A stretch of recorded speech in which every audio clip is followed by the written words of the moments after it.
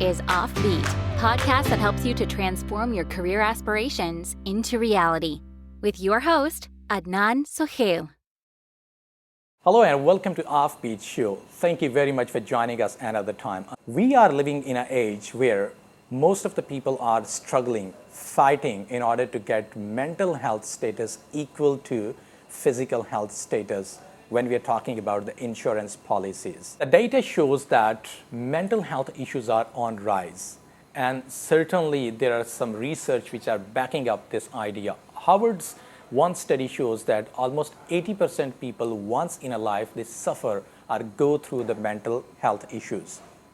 A lot of employees, they want their companies to address this issue. I'm very much glad today to bring one of my guests with me. She is a psychologist and she's living and working in Dubai. Originally from Germany, she's helping individuals as well as organizations to come out from this stigma and handle the mental health issues. No doubt, mental health issues is the next frontier to diversity and inclusion.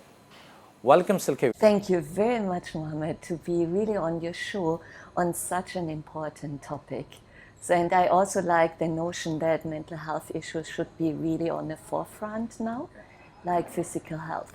What does it mean, mental health issues? What it is, if you can describe it? So as you have physical health issues, that can be like high blood pressure, or you break your leg, or something is not all right with your kidneys. Yeah. So there are also some issues you can have in your brain, how your brain functions. And your brain is the source of everything what you do in life, how you think, how you feel, how you act in life. Right. And there can be also a disturbance in your brain, so that certain neurons are not firing the way they should, that a perception is not in the average line. And your brain is actually you and your personality. Indeed. And I can understand that if someone is not going to address it earlier, it's going to give some problems or bring some problems. So what kind of problems it can come? You have specific mental health disorders, you can say. And this can be anxiety, depression, compulsive disorders, personality disorders. So you categorize them if there is more a personality issue, more in the front, or is it an emotional issue? And a lot of people nowadays, when we talk about work-related issues, this often comes from stress, and it can be anxiety, it can be depression, it can be burnout. So burnout is not actually a disorder, it's more a syndrome. Right.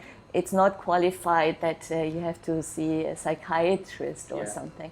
And then you have bipolar disorders where people at one time they feel very depressed, and on the other side they feel very manic, they can rule the world. Right. So when it comes more to work related, we speak more about this one. But it can be also social anxiety, it can be compulsive disorders, that you have to do a certain things always in the right order. I was reading that Center of Disease Control and Prevention USA, they issued one report where they showed some stats that there is a high rate of exactly the words which you are mentioned, anxiety, depression, and suicidal rates. But not a lot of people or companies are addressing this. What is the reason why this issue is not still addressed? First of all, I think is still awareness that you believe, okay, everybody who's working should have his or her mind really in order. True. Yeah. And nowadays you see that there's also a new generation coming in, like the millennials, Generation Z, and they have another view of work. So they don't accept that you spend hours and hours on workloads at the workplace. They want to have a work-life balance. Right. And they also, these are the first generation who openly talk about mental health issues, that they feel stress, that they have anxiety issues. And this was not in the generations before. You kept it more to yourself. And it was a stigma because people thought if you talk about mental health issues, you're totally kuchu, So you have to go to a mental asylum, and you have to be staying in a psychiatry all the time. And even with some people, they don't speak about psychiatrists, they speak about institutions, or they speak about mental asylums. And then I say, in which generation are we living in? We're not in the early 19th century or 17th century, and still people give to mental health issues such names. And then also I think companies are getting more aware that they have a diverse workforce now, that you have people from different generations, you have different from different cultural setups, and that also the modern workplace has changed. So we have a lot of software and IT that should support us, but on the other side, people feel more and more overloaded and worked up. And I think this is now getting into the awareness of companies, because they see that rates of absenteeism, that sick days or fluctuancy of people are putting down their production and performance. Yes, this was exactly I wanted to understand from you. How the mental health, because as I said in the beginning, it's quite a hot topic, and organizations, some big organizations, yes, they do talk about it. People, they do talk about it. Why mental health does matter to the workplace? Why it is important for them? Everything what you do, you think and feel comes from your brain. And the mind is a part of the brain. We say the mind is more the psychological side of the brain, but the brain is the most important organ to give you focus. Only through your brain you can focus, through your brain you can plan, through your brain you make decisions. And if your brain functioning, especially this part of the brain, the executive functioning, is not in place, then you can't perform at your best. And people are realizing that you're not like a computer who's doing the work, it's actually your brain. It's your executive functioning that's very much important. And you also bring in your emotions and feelings to the workplace. And every decision is depending on an emotion you have before. There were a lot of studies, even neuroscans, when people were amazed that even before people consciously were aware how they want to choose something, it was already signalized in the brain even before that. And this shows you that there are so many layers in the brain that's important for your own performance. I was seeing that some stats of World Health Organization, first of all, they declared that mental health issue is a syndrome at workplace. So they categorize or classified it as a syndrome. And there were some stats from World Economic Forum, which is telling that almost $1 trillion it's costing every year due to the poor mental health to organizations. And we can understand that this thing is common. Can you please also share with us that if you have got any stats or any numbers that how poor mental health is affecting people or workplaces?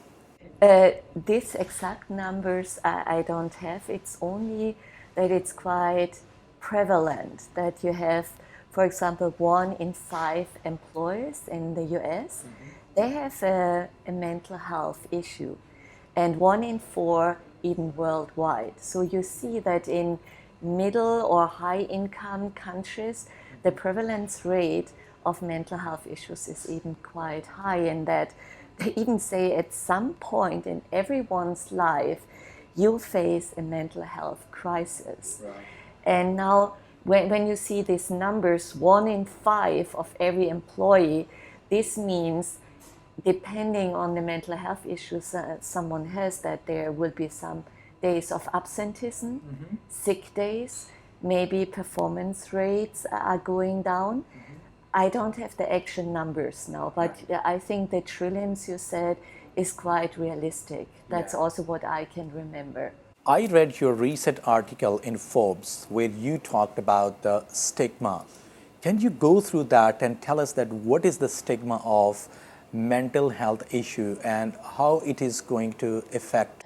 So stigma is in fact a phrase that comes from the Greek word stigma, and it was used for slaves or criminals.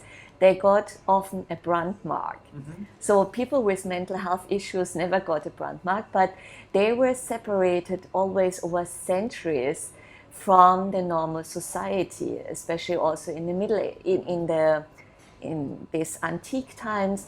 They were separated to the outskirts of the city until to the Middle Ages, where they had to stay really outside the borders of a city. And then later they were put into institutions. Right. And because in the beginning people thought to take care of them. And then depending in which country, like in Europe, when in the Middle Ages they said people with mental health issues, they're cursed by God. Right. Yeah, Okay. and they were tortured and they were killed, and this continued really over centuries. Yeah, even later in the beginning 19th century, beginning of 20th century, where people were still in mental institutions, even in the US, nearly for the rest of their lives. And all this we have still carried over. Then when you watch movies, often people with mental health disorders, they're shown as criminals and they're like cruel, and they don't know it and they don't have any empathy. And this is also already putting stigma and stereotyping mental health issues. And all of this created this aversion to mental health issues. And as I told you before, even young people are saying, oh, you had to go to a mental institution, where it's a psychiatry, it's not a mental institution. But you can see from our history, wherever you have grown up, that it was stereotyped and stigmatized. And therefore people still feel that when they are openly talking about their mental health issues, that they're seen by people as weak, not reliable, that they can't perform well anymore, that even if they have to take medication, maybe this interferes with their day-to-day work, and therefore it's still quite difficult to talk about it. In most of the cases when someone is going through this situation, it causes anxiety, depression, and all those things. These are the symptoms which we can see. Particularly related to the workplace, what is the stage when someone should say that now enough is enough, now I should change my career or I should change my workplace, or still there is something which they could do inside the organization, maybe their line managers or bosses or individual can do to cope up with this situation? Yeah. Maybe just to also say that anxiety, depression is not always coming from the workplace. Oh, okay. Yeah. Right. So there can be other stressors in your life. It can be also that you already have a disposition to be more prone to develop a mental health issue, that it's more on the genetic side. Yeah. But if it really comes out, often it needs certain stressors in your life. Right. And this is not only the workplace, it can be also family-like or loss, you lose a loved one. So just to clarify that, it's not coming. The only thing that's related to work-related stress is burnout syndrome, and this the WHO paraphrases that stress that's not properly managed in the workplace. So that's the only work-related syndrome, but the other ones, they can just develop even without a stressful workplace. Yeah, just to have this.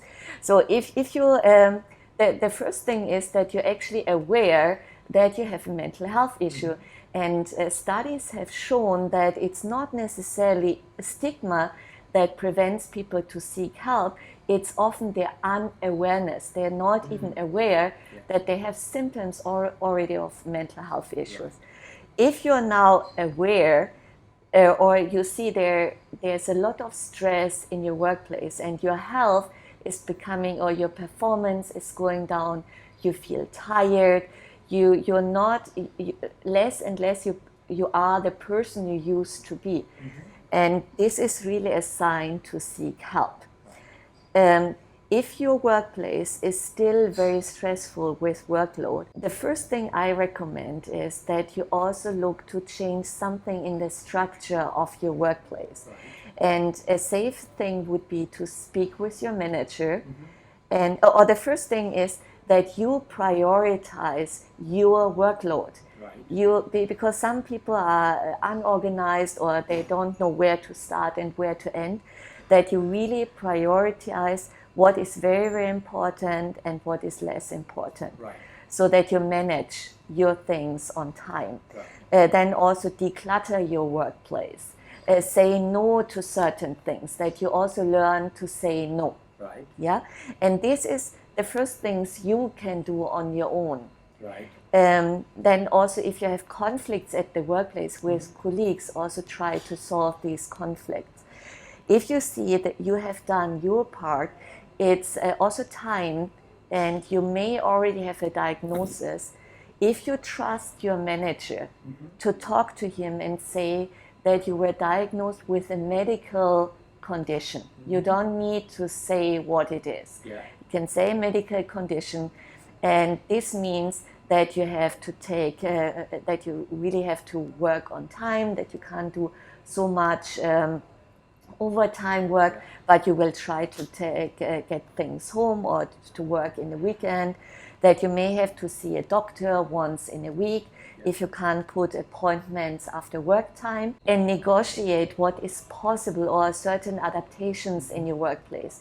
If you can't stand that it's very noisy, maybe you can be placed in a more quiet place. Right. Or if it's very dark and this darkness is really affecting your whole mood, if you can have a more lighter workplace. Yeah? Some negotiations about your workplace condition with your manager. Right. If you don't trust, if you think, oh my God, I can't do that, maybe in your team there's one colleague you trust, and then you open up and you say, yeah, you have this medical condition. Right. And it can be that in some phases maybe you're not giving your full best, right, but they don't think that you now want to become lazy. It's something, sometimes it's a little bit harder for you, but you try to keep up with them. It may happen, or this could be interesting thing is this, okay, when we talk about the large organization who take care of this thing, where is the culture of diversity, inclusion, and now of course they are incorporating mental health also there. But what about the smaller organization? What about the medium-sized organization? And particularly, I'm talking about those organizations which are having just a few number of employees, and they have to perform a lot of responsibilities. They are having overworkload, they are having the overtiming, and sometimes they are not having good breaks. Even on the weekend, they have to work because they have to maintain everything. So what will you advise to those smaller size organizations? I'm sure that a lot of employers do watch our program also to get some understanding. So what will you advise to that smaller organization, how they can treat their employees? So for an employee working in such an organization, it would be really to talk to your manager about it, that you really have to take care of yourself. And if you see the situation is not becoming better, that you seek for another position outside while you're still employed, because it will not help you to recover if you're still exposed to so much stress. Right. If you're the employer, if you're like the founder of this organization, also just to create awareness of yourself. Right. Yeah, are you also feeling burnout as a founder?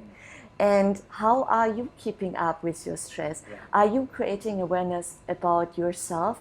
Because the more honest you are to yourself and see what risk factors are lying with a lot of stress, then you will create another working condition in your workplace. Yeah? Maybe also to discuss if you really have to take any request from your clients, just for the sake of growing and growing and growing, and then you don't have the workload to do that.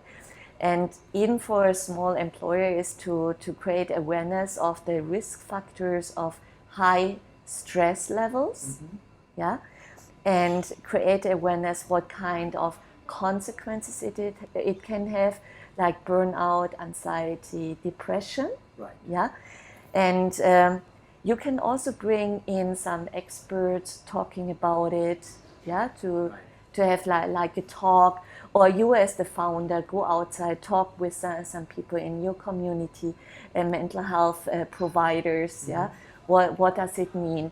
Talk to them, and if you're interested in them, bring them to your company. And I say the first thing what you can actually help your employees is to change the structure where people are working.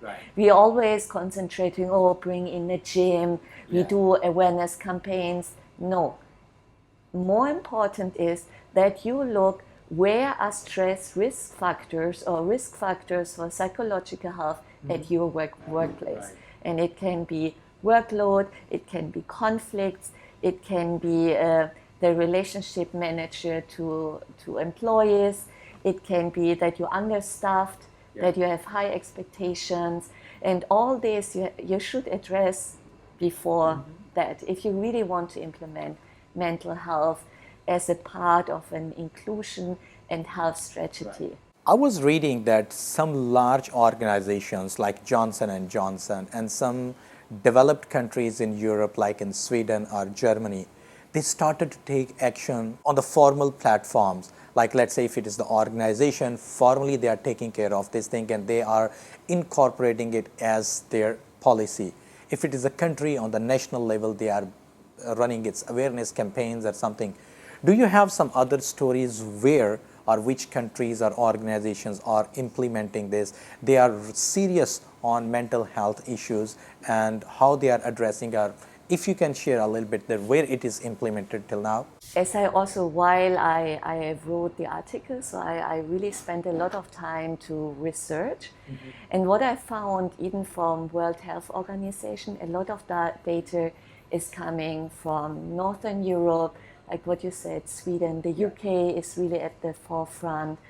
Then also Germany, Netherlands, Australia, because they also have this more a culture of health management, and psychological health or mental health is becoming a part of this safety and health and mental health strategy or management. So it's quite included.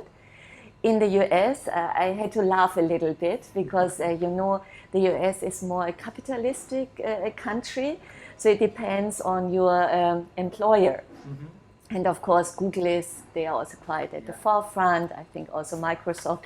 And I was a little bit amused about a Starbucks article where Starbucks had now introduced mental health in the health coverage of the employees, and it was really people were very much excited in the media about it.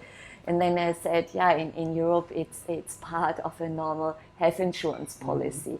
And even here in the UAE, if you really suffer from a psychiatric disorder, it's also part of course you will get some help under your health coverage.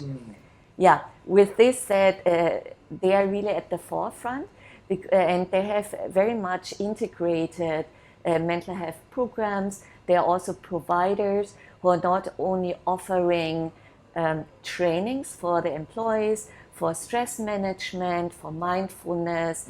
They even use cognitive behavioral therapy methods, just that people learn how to regulate their emotions. But what I said before, they're also looking for stress factors at your workplace. So they make not only how safe is your workplace, but also are there any psychological risk factors. And how organizations can get benefit by incorporating the program? There is a quite good return of investment in this. And studies have shown that it's worth to do it because your performance, your productivity of your workforce or from the humans working in your place, it will really increase. You will have a less fluctuancy, people stay longer, and you create a much more comprehensive work environment, because the work environment should be very conducive for your work. If you feel stressed, don't expect that people, because if your brain is stressed, there's a lot of fog, you will be not able to think clearly and to act with the best decisions. Another question which just popped up in my mind, that's about employee, individual. They are suffering from this. If they are having this situation, what they can do? Should they go and speak with their manager? They can lose their job. Maybe they are afraid of that. So now they are having the pressure, they are having, of course, their financial responsibilities to meet. They do not want to lose their job. So what can employee do at workplace in this situation? It actually also depends, again, in which country you reside. You have to look what kind of protection laws are there for people with mental health issues. This you should really find out, what are labor laws in your country of residency. And if you're in a quite protected environment, so if you can't be fired because of a mental health issue, then I would recommend you just mention like you have a medical condition. And the dialogue I phrased before. Otherwise, it's if you sense that your work performance is going down, that you can't think clearly anymore, that even your appetite is changing, your sleep pattern is changing, you get like maybe some panic attacks, and you're withdrawing more and more, and you feel you're not the person you used to be, and your whole vitality is also so unreal to you, then it's really time to seek help. It also depends, again, in the country of your residency. The best thing is to go to a psychiatrist if you really want, or to a medical practitioner to get a diagnosis. If it's really a mental health issue, or is it still physical? Because some medical conditions also have similar symptoms. So that you're not saying, oh, I am having this, but maybe there is another medical condition. So you have to really take out this. If it's clear that it's a medical condition, you can choose several ways. If you can take, like depression, there's a lot of research that medication and psychotherapy in a combination is quite powerful. Then you have a psychologist, psychotherapist, coaches who are offering you help, or counselors who are offering help with your psychological side of a mental health issue. And how you recommend for organizations to get a counselor on board who is going to help employees, or it should be the part of HR job? It should be not part of HR job, because this person should be independent and non-disclosure, because it's some medical conditions. There are actually some companies, I think it again stands for the culture of a company. There are companies who actually employ counselors. As an example, I used to be a school counselor here in the UAE, and for all the private schools, there was a precondition that each school should have a counselor in the school to target emotional well-being of the students. So again, it's culture. Otherwise, what companies can also do, from my experience, people are employed, but others, they outsource it to special providers who are giving then these assessments of psychological risk. They also offer hotlines for employees where they can get help. And then these outsourced partners, they can either offer counseling services, or they have good referrals to practitioners, like medical health practitioners. They can also help with family issues. They can provide help if there are some financial issues involved in it. They also give seminars and workshops within the organization. So I think it depends on the employer, but it should be a kind of package. Again, I will go back to your Forbes article where you've given some very interesting solutions okay, we understood this is the problem and it should be addressed. Okay, how? So can you go through that and tell us that phases how to address this? Yeah. So I recommend 3 phases to go through. Yeah. The first phase is actually the whole infrastructure of it. That you really bring it as a key that you want to implement inclusion and also mental health in your corporate identity. Right. And for this, it's important to change policies like application policy, like promotion policies in line with mental health. Right. Yeah. And then there should be also that you look at current processes, at workplaces, if they also include mental or psychological risk factors. That's the very first step of all. Set the infrastructure and define what well-being really means to you. Right. And then if you have defined it, then you can adjust your policies and protocols on it, and then also see like a monitoring. Yeah, you have to first define what you really mean under well-being, so that you can monitor and evaluate in later steps. The second phase is that you create awareness about symptoms of mental health conditions. Right. Not only for the employees, but also for managers, so that they are aware to spot if an employee may have some mental health issues. And this can be, you can do information campaigns, you can have experts coming in, bringing in trainings, you can have video series, it can be very interactive, or checklists. And with the checklist, you can also include what kind of adaptations in the workplace are recommended. So if someone is depressed or suffers from depression, what kind of workplace adjustments you can do, so that people also have a guideline already. And that's also quite crucial, so that that this topic becomes more and more or gets into the mind of the people working in your corporation, or to bring also experts to shed some light on what it really is about mental health. Yeah. That's the second phase. It's more about awareness. Right. And the third phase would be that you have now created a culture that people have become more and more, and they feel safe talking about it, because they know the policies of application, admission, about promotion is really aligned with mental health policies. Yeah. And if people feel really secure and they're more aware of mental health issues, you know if you are successful if people start openly talking about it. Right. Yeah. Great. And then you can also have like peer group that some people can open up like a peer group that people can talk among each other how to deal with certain symptoms. I hope you are enjoying conversation with Silke. In case you are having any question, please send us in the comments and we will request Silke to give you answers here. I know that you are a member of Forbes Coaches Council. You yourself is a coach and you have spent many years in the industry.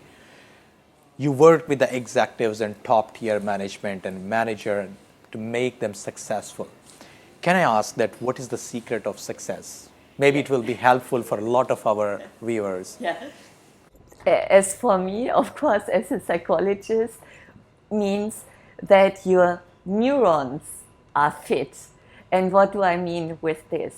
That your brain is really working at its best, that your executive functioning, your focus, your planning, your decision making is really up to the dot. Right. And this can only be done if you're able to regulate your emotions, if you sleep enough, if you have a good social network around you, that you're physically active, and that you eat well.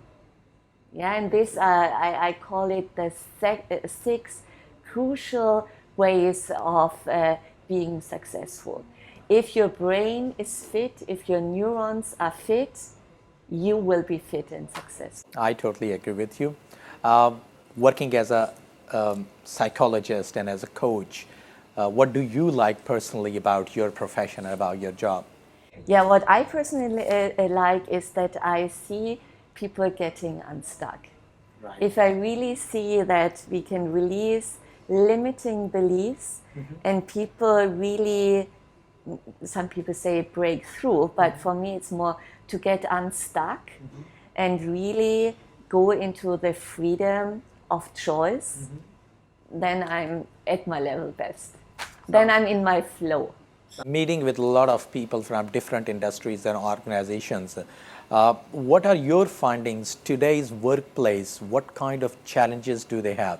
We are not talking about the financial or technological challenges, but person to person, I'm talking about the human being, human capital, which is a part of organization. What kind of challenges organizations face?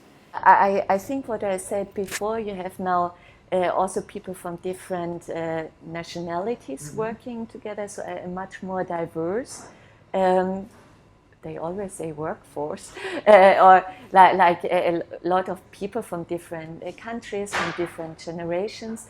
And then you also have more and more technology coming in. And on one side we said, yeah, they should help us, but it seems it has become more and more challenging, more and more sophisticated, that we forget that humankind has maybe programmed these machines, but is still a human being, and that you also have your drawbacks. Yeah, you're still a biological being, and you can't cope what machines can do. And I think this we often underestimate. We have created all these technologies with a great mind, of course, but we are still biological beings that are not so perfect. Right. Yeah, and there are more expectations on us how to perform, because we have more procedures, we have to acknowledge more and more things, and this puts additional pressure on us. New workforce which is coming up, millennials or Generation Z, I know that they are having a lot of hopes and expectations, and they do not want to work like their previous generations. They are more open. Yes. So how to deal with these new or younger generation at workplaces? Therefore, I think that's also part of the reasons.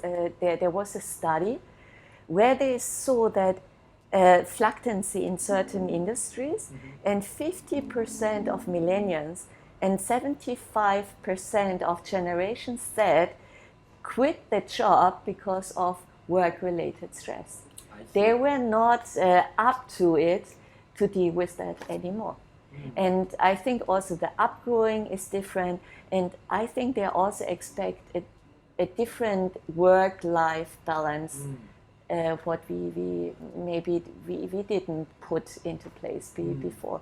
How to achieve this work-life balance? What is the general piece of advice which you want to share with people?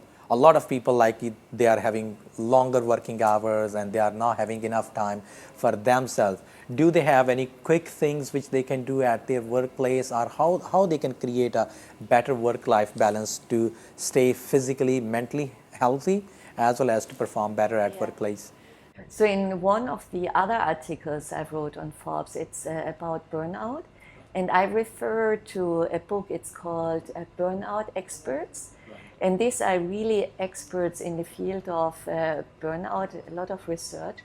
And they actually, again, the infrastructure of an organization and risk factors of stress. And one is it's not always the workload. It's also unresolved stress, toxic environment, not a good relationship to your boss, to your manager. Yeah? And I think it's quite individual. What are your stress factors? And maybe you're already bringing them from home. Yeah? And what someone always can do, even with a lot of workload, to implement breaks, like and also individual again, every 45 minutes. do a break and do a form of mindfulness. Right. Mindfulness, go to the kitchen, take a tea or coffee, and mindfully drink that. Or just concentrate on your breath Right. for like 2 minutes. There are also these apps like Headspace, Okay. and they train you on mindfulness. They can go from 2 minutes to 20 minutes. Right. Make mindfulness exercises, even if you're at home, part of your regime, because if you're quite trained in mindfulness, when a situation becomes very stressful, you can regulate much better your emotions. This is someone everybody can do. Right. Try to be active in your free time. Have a hobby that you at least walk every day half an hour. Right. If you can't go for 1 hour to the gym. There are also like exercises like these intermediate exercises. You can also get an app, 20 minutes every day, Right. you're done. Or you do 20 to 30 minutes yoga every day. It doesn't need to be always this 1 hour. Half an hour of normal walking, half an hour of intermediate high intensity training, half an hour of yoga, breath work, mindfulness. If it's 10 minutes, 11 minutes every day, this also helps you just to regulate whatever physical things are in your body, because emotions are energy in your body. Whatever the brain releases, you can feel in your body as an emotion, as a sensation in your body, and you can shift that. And therefore mindfulness is quite important. And look that you still get enough sleep, because sleep, it really recovers your whole brain, and this is so important. Amazing. A lot of people are even missing one thing, that is love to what they are doing, like their passion. Enthusiasm is also part of Yes, this exactly. concept, So how to find out a passion in anything, like how someone can identify that, yes, I'm passionate about this thing, or how they can develop a passion? Just look, I invite people to meditate, to go back to a time in your life when you felt really on the roll, when you really felt in the flow. What did you do? Were you drawing something? Were you speaking to people? Were you writing something? Were you developing something? And find and really meditate on this. What were situations in your life when you felt really in the flow, when everything was so fluent for you, and you had the feeling you're really rocking the world, even if it was that you wanted to play music. Yeah, these are quite crucial things. Or to look back in your childhood, what things you really liked to do as a child. Or ask the question, what people are always asking me. Yeah, why people are always coming to me. Yeah, these are some hints to find the purpose, to find your enthusiasm. And when you have found it, and then reflect, where in my work could I bring in this? What is it? That I'm creative, that I'm talking to people, that I change a situation. This you have to find out what these core strengths are. For me, it's when I see that people are getting unstuck. Yeah? When I see that I can coach people. But I can do that anywhere. Yeah? This was an awareness I got later. I realized, though I maybe not always felt the happiest as a school counselor, I did similar things when I was a trainer. I was in the trainings, I made people get unstuck. In the work I'm doing now, I help people to get unstuck. And you can find this mission or your values in every situation. And if it's for you playing music and you can't do that as a work, yeah, you can't make money out of that, then make it as a hobby. It's not necessarily that you have to bring your passion or your purpose always to your workplace. Yeah? When your workplace gives you enough money, it's not so stressful, and you have a good work environment with nice colleagues, and you find fulfillment, in your family or in your hobby that you do what you do. Some giving back to society. True. Yeah, volunteer work, and in this you do exactly what you're passionate about. True. This is what I recommend. So one piece of advice you think is very much important for every growing child. Let's say that when you are growing and you feel that if someone has given you that piece of advice that time, today you could have been a different or a better version of yourself. What is that piece of advice if you could share with our viewers? Yeah, maybe two. One crucial thing I suggest, I would have liked to hear is to find mentors. Yeah, that they guide you in a certain way. I had them, but maybe too late in my life. I was then already 28, 30, and I found it too late. Finding mentors who are really talking to younger, even as a student, I would have liked, even during my school time in the last years, that there would have been a mentor there. And another thing for me personally, learning more or earlier about entrepreneurship. Thank you. And any final thoughts about the mental health issues? Any final words or thoughts you want to give us? Yes, that mental health issues doesn't mean that you're crazy. Yeah, therefore it's called also mental health, or you can say psychological health, and to really take your brain serious. You can do a lot of prevention work already early enough to prevent things like dementia, Alzheimer, like things that are coming in old age. It's again genetically, but you can create an environment that your genes are not coming through, and this we call epigenetic. And make your brain a very important part of your life, because your brain is you. Your brain is your personality. Your personality is your brain. Thank you very much. I believe that what we have talked, it's personally educated me a lot, and I'm sure that a lot of viewers who are watching this program, they are going to get benefit from it.